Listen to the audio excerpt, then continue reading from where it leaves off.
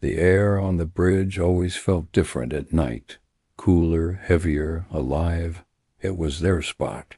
Since they were teenagers, Malik and Trey came here to clear their heads, to talk about dreams, money, girls, life, all the things that felt too big for the block.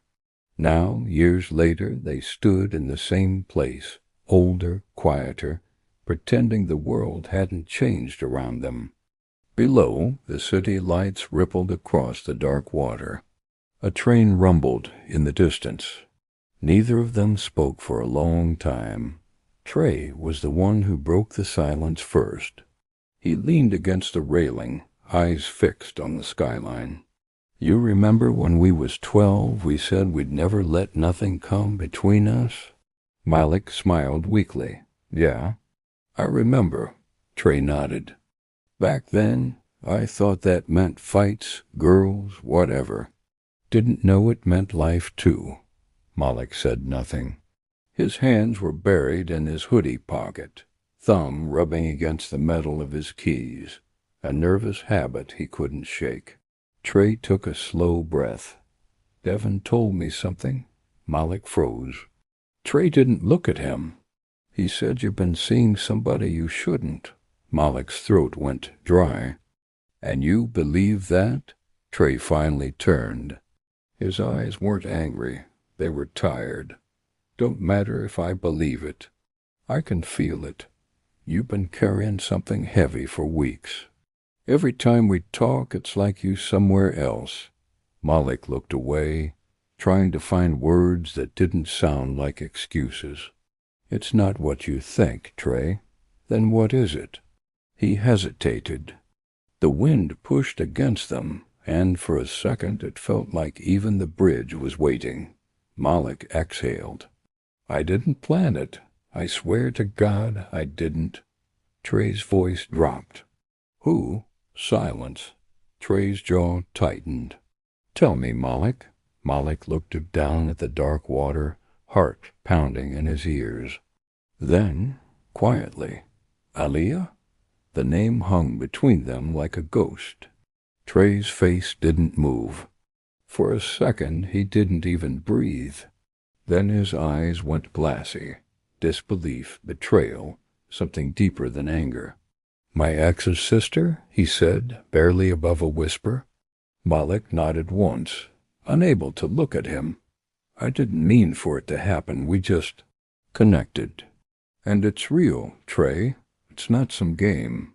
Trey laughed, not out of humor, but heartbreak. "Real?" He shook his head, pacing. "You said that same word about Kaisha, about every girl that came between us. How many times you gonna keep calling the same mistake real?" Malik stepped forward. "This ain't like before, man. I love her." That word stopped Trey mid-step. He turned slowly. "You what?" "I love her, Trey, I think. I think she might be the one." The silence that followed was worse than yelling. Trey stared at him like he was seeing a stranger. "You know what's crazy?" Trey said finally. "I ain't even mad about the girl. Not really. I'm mad you ain't tell me. You looked me in the eye all these weeks and said nothing. Like I was just some dude off the block." Malik's voice cracked. "I didn't want to lose you, bro." Trey's eyes shined wet in the streetlight. "You already did." He turned to leave. Malik reached out, hand on his shoulder. "Trey, please." Trey shrugged him off, voice shaking now. "You don't get it, man. It ain't about the girl. It's about trust. It's about us. Every time something real shows up, you let it ruin everything we built. And I keep forgiving you like it is still the three of us on that damn court." Malik's words came out desperate. "So that's it? After everything?" Trey paused halfway across the bridge, not looking back. "Maybe there ain't no after everything left." Malik stayed there long after Trey was gone, staring at the water. He could still hear the words echoing. "You already did." And the worst part, he couldn't even argue. His phone buzzed. Alia. He didn't want to answer, but he did. Her voice was soft, careful. How did it go? Malik closed his eyes. Bad. Did you tell him? Yeah. And? Malik let out a hollow laugh. He said I lost him. A pause. Then Alia whispered, Then maybe now you can finally just love me. Malik didn't know whether to cry or to scream, because in her voice he heard the truth. She didn't understand what it cost him. Maybe she couldn't.